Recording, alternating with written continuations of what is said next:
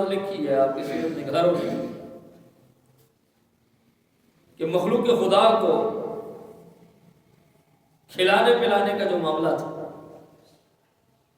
کبھی اس حوالے سے آپ نے تنگ دلی کا مظاہرہ نہیں کیا.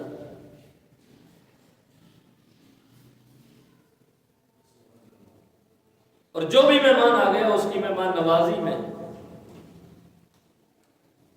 کوئی کسر نہیں چھوڑی، بلکہ کسی مہمان کو بغیر کھانا کھلائے آپ واپس جانے ہی نہیں دیتے.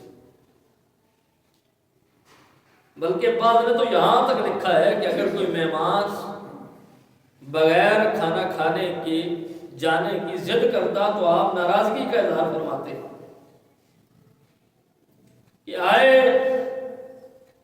فقیر کے آستان پر ہو اور جا بغیر کھانا کھائے، ایسا ہو نہیں سکتا. آپ نے فرمایا کہ اگر آگے ہو تو جو کچھ بھی ہے لنگر میں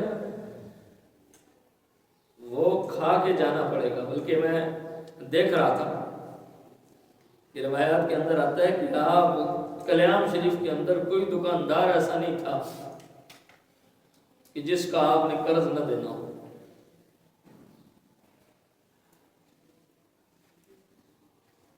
اور کلیام کے جتنے دکاندار تھے اگر آپ نے پاس دینے کے لیے کچھ نہیں ہے تو مسور کی دال ان سے ادھار خرید لیتے تھے، لیکن آنے والے مہمان کو کبھی کھانا کھلائے بغیر بھیجا نہیں.